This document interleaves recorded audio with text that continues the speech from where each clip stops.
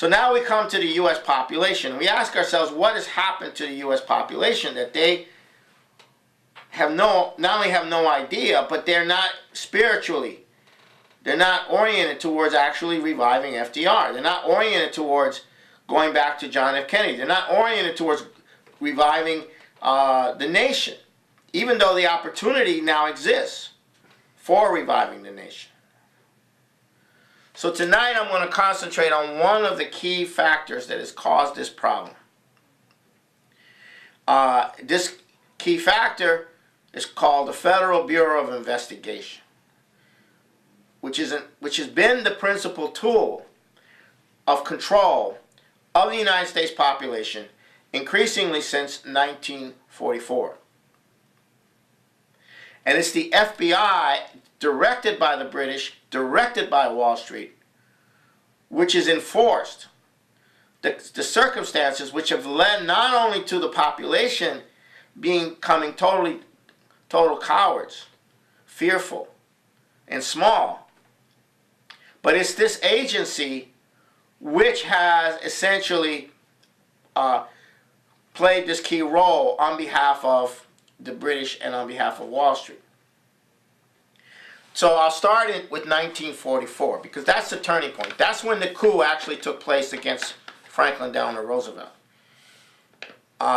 Franklin Delano Roosevelt was running for a fourth term, but everyone knew that he was very ill and was not expected to live much further on. And it was known that the Nazis would be defeated.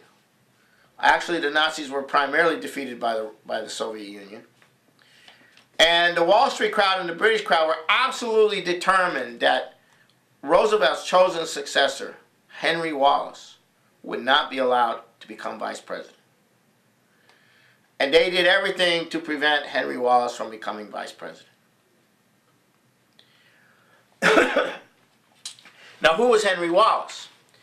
Henry Wallace, for 8 years prior to 1940, was considered the most competent administrator in the Roosevelt administration. He was the head of the Department of Agriculture. He was the Secretary of Agriculture. He was also an agricultural scientist. He was also a person that FDR considered to be a thinker. Somebody FDR considered to be a thinker. And FDR, going into World War II in 1940, at the 1940 convention, was determined that Wallace would be his vice presidential candidate and vice president during the war. The hardcore Wall Street crowd in the Democratic Party and the Southern racists in the Democratic Party did everything possible to prevent him from becoming the vice presidential nominee in 1940. And it reached such a crisis that Franklin Delano Roosevelt told the party that he would not accept the nomination for president if they did not agree to Wallace being the vice presidential. That's how serious it was. Now, during the war, Wallace was also the #1 administrator of the war economy. As vice president, he was also put in charge of the war economy. And he was somebody who was very familiar with Alexander Hamilton and was always recommending that Hamilton be read, that America's economics comes from Hamilton. And his response to Henry Luce of Time, which called for the post-war American imperial century, was no. It must be the century of the common man. And while he was very popular, there was an absolute revolt going on in the Democratic Party against his nomination within those layers. And FDR was weak.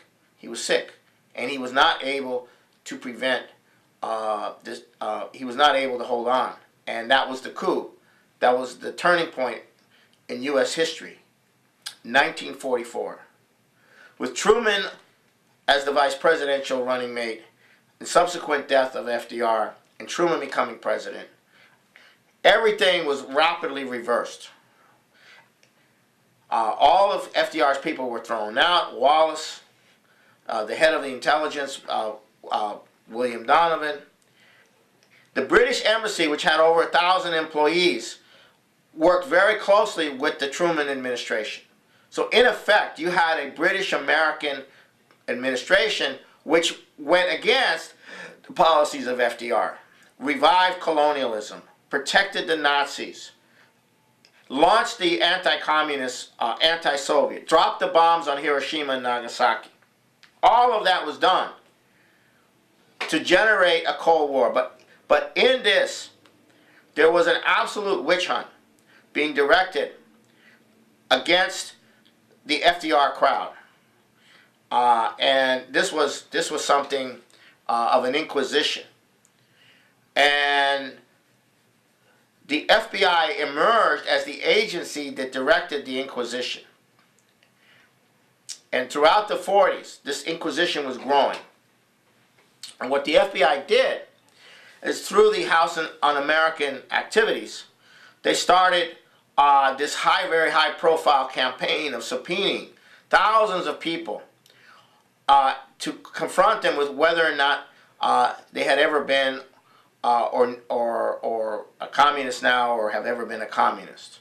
And so that began the witch hunt against communists. And then the trials of the Rosenbergs was another example of this, and other high-profile cases. But it was the FBI who was providing all of the anonymous information to the House Un-American Activities Committee. And it was also, and then off of that came McCarthy and Richard Nixon, who ran these operations. And it reached this peak, this anti-communist peak reached in 1954 with the accusations of communism in the armies. But it was very clear that this was the cover for then the actual operations that the FBI was running in the trade unions, was running on the campuses, was running in the corporations, was running against government officials. That part you didn't see. One example was my father, Paul Glumaz, who in 1950 was a leading member of the Longshoremen's Union on the West Coast. He was also in the Communist Party. By then, the Communist Party had been infiltrated and taken over by the FBI. And what they did is they snitch-jacketed my father, meaning that they, FBI operatives in the running the Communist Party, accused my father of being an FBI operative. He lost all his friends. Nobody would talk to him. Nobody would trust him after that. And then, after that situation occurred, the FBI approached my father and said, "Okay, we can make life easier for you. Here's some help. We want you to testify to the effect that the leader of the Longshoremen's Union at the time, Harry Bridges, was a communist. Because at that time, the law was about to be passed called the McCarran Act, which would allow them to deport foreigners who they had evidence were communists. And this is the case of they wanted to do this to Harry Bridges. They were going after the Longshoremen's Union.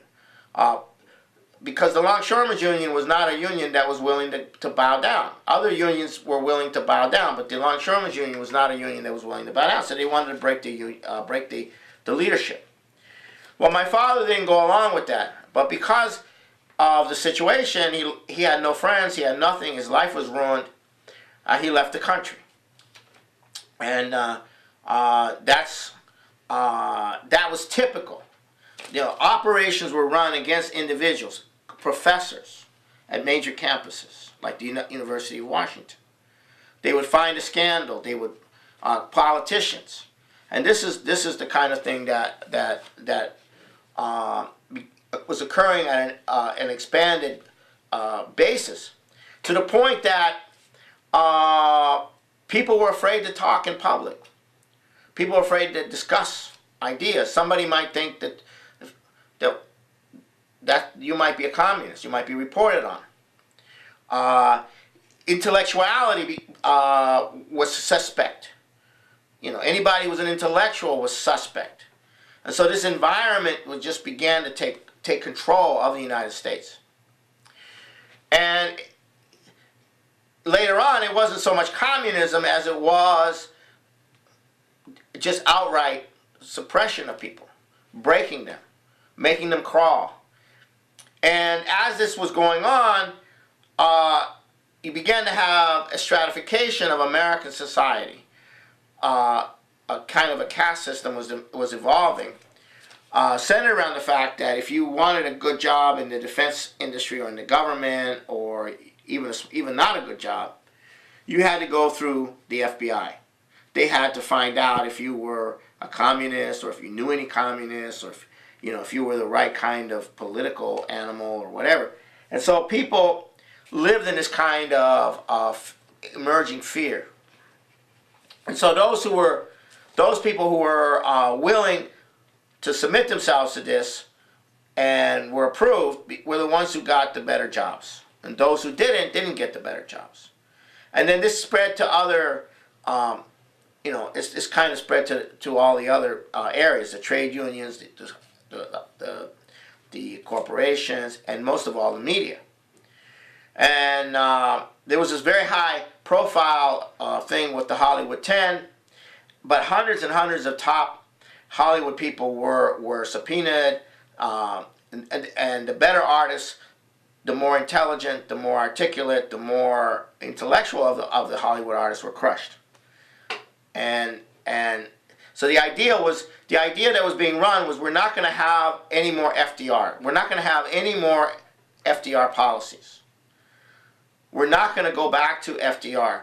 Nobody's going to run from now on an FDR policy. And so this is essentially what was done. Now, so what you had is a situation where people got promoted because they went along. They got promoted because they capitulated to the FBI. And so you had this kind of personality. One of those people who was heavily promoted was John Wayne, because he was very, he was the image of the American anti-communist. Now, the problem is that, but you had to declare that you were an anti-communist, in effect. And in the middle of all this, you had the Cold War, you had the whole hardening of relations with Russia, with the Soviet Union. You had the British playing both sides. They were helping foment this confrontation between the Soviet Union and the United States, and and everything began to be defined this way. So essentially, everything we did in propping up the colonial system and protecting the Nazis after World War II, the ones that didn't get tried in Nuremberg, everything from that in Vietnam was all done on the basis of stopping communism. That was all it was, is stopping communism up to that point. And people no longer had a sense in this hysteria that they were Americans. What is it to be Americans? Well, you discuss things. This person might be a communist, this person might be a right-winger, this person might be this, that person might be that. You'd have a discussion. You operate in a lawful and legal way.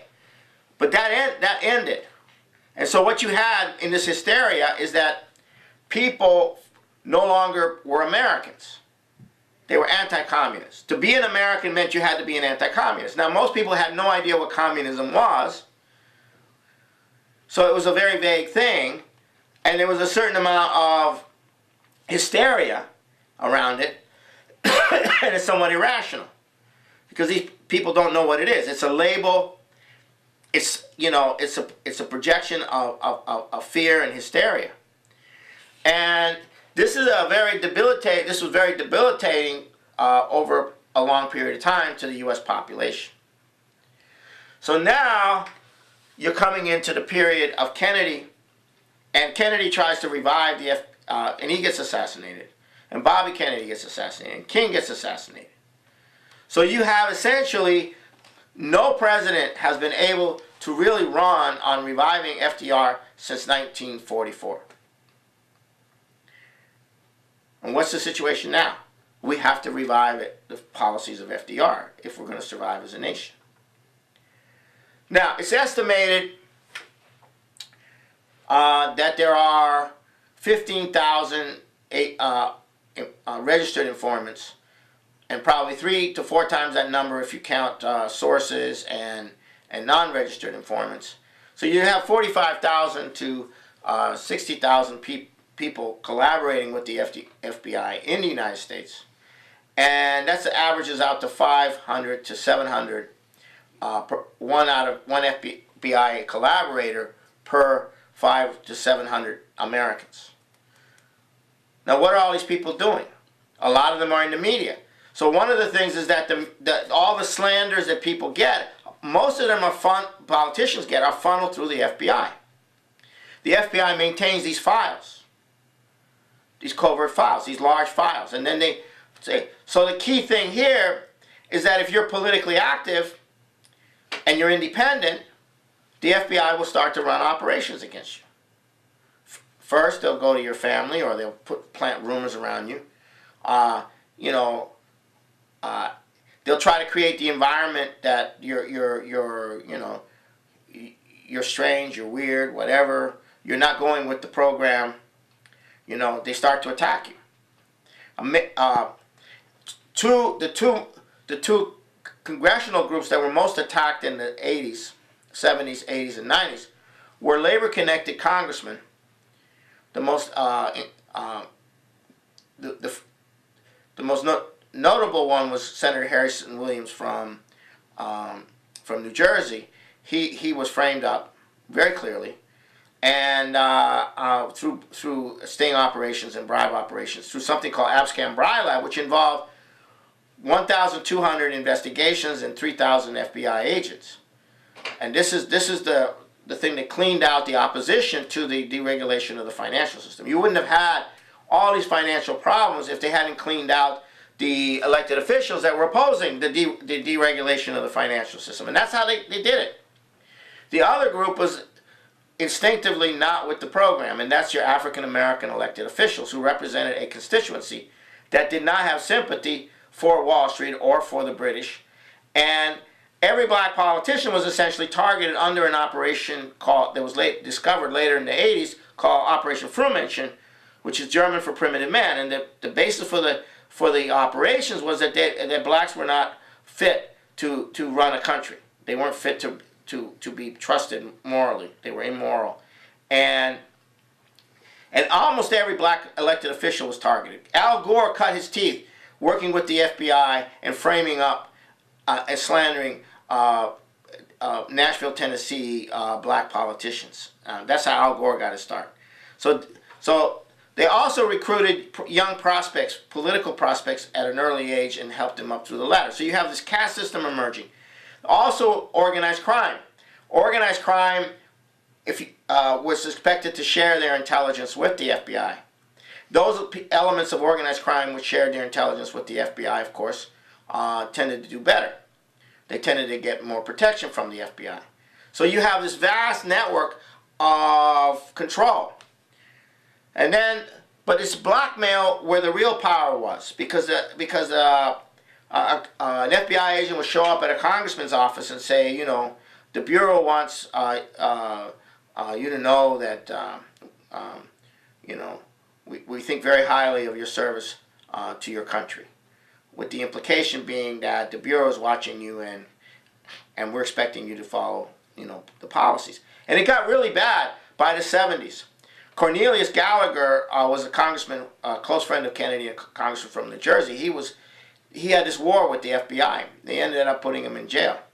And on our website, the LaRouche PAC website, there's an incredible 3-hour, 2.5-hour interview with Cornelius Wallace. It gets you the best sense of it, of any thing that I can give you. So the insidiousness of this is very important to understand, because the way it works is not so much to frame people up, except at the level when they get to be a problem, or to assassinate people when they get to be a problem, but rather to poison the atmosphere, to to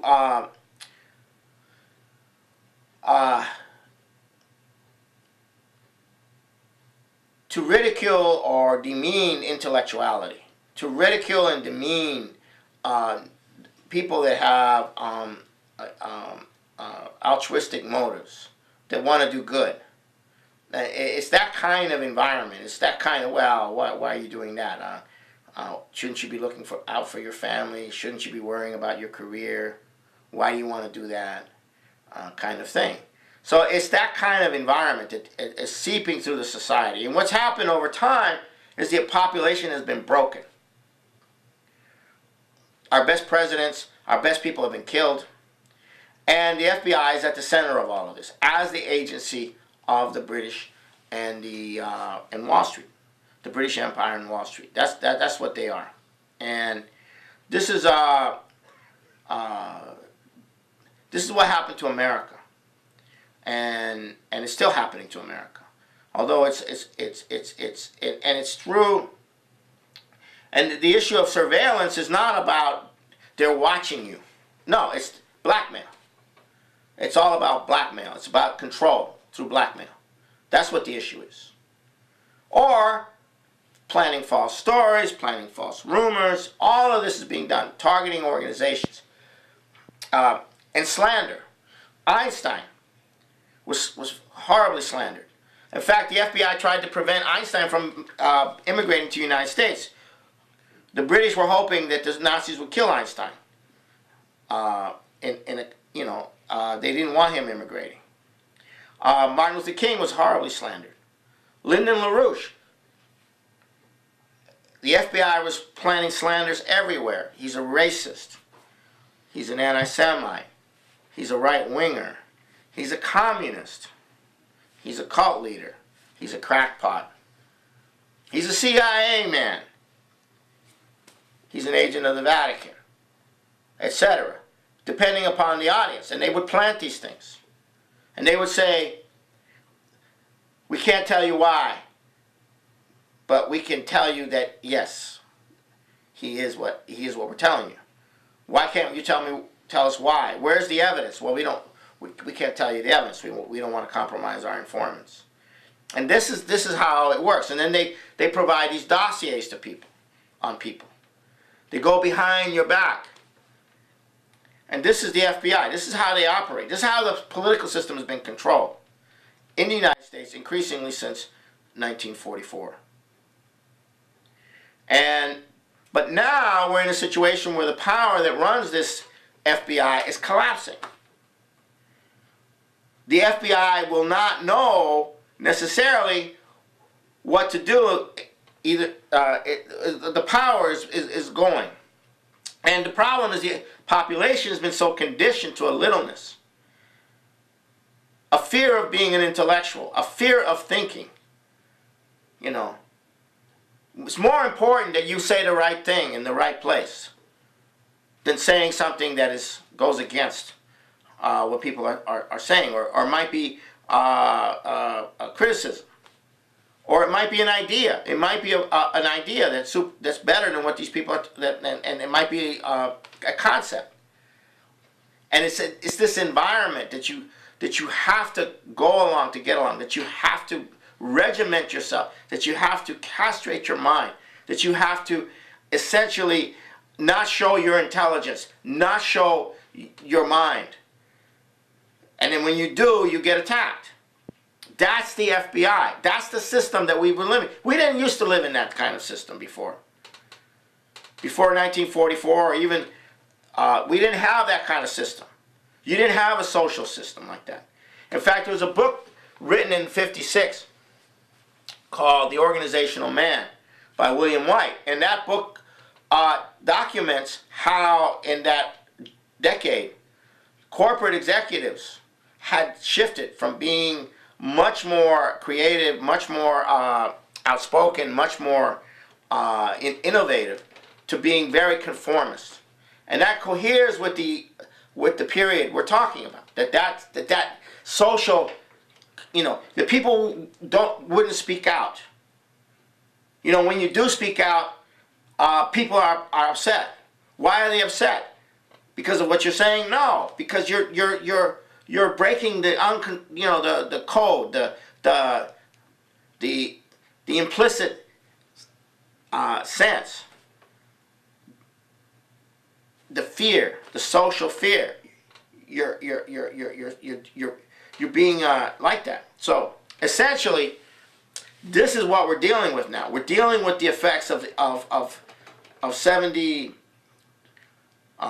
some years of FBI operations that have essentially been run on behalf of Wall Street, been run on behalf of the British Empire, and now that that empire and Wall Street are going down, will the American people and their leaders continue to behave as the smallest minded people you can imagine? Or is there anybody with a vision? Is there anybody who's going to come forward and actually revive the vision that FDR is, which is vitally necessary now, because we have outside the United States the nations that are now prepared to work with the United States on this: Russia, China, and India. And that's the issue. So the issue is subjective. It's not objective. We're not living in a world where the powers that be are all powerful. They're coming down. But we live in a world where the subjective sense that people have is so small, it's so petty, that they're not able to function. They're not able to dream. They're not able to have a vision.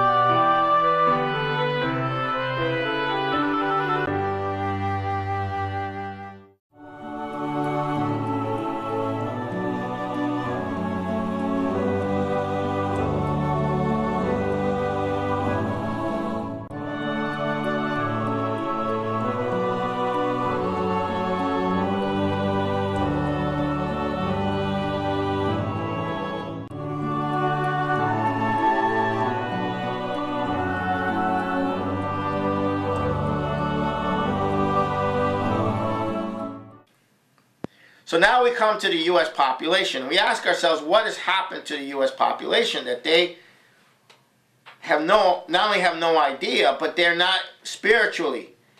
They're not. Now, who was Henry Wallace?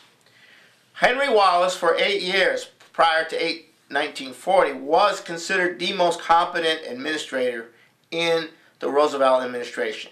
He was the head of the Department of Agriculture. He was the Secretary of Agriculture. He was also an agricultural scientist. He was also a person that FDR considered to be a thinker. Somebody FDR considered to be a thinker. And FDR, going into World War II in 1940, at the 1940 convention, was running for a fourth term. But everyone knew that he was very ill and was not expected to live much further on. And it was known that the Nazis would be defeated. Actually, the Nazis were primarily defeated by the Soviet Union. And the Wall Street crowd and the British crowd were absolutely determined that Roosevelt's chosen successor, Henry Wallace, would not be allowed to become vice president.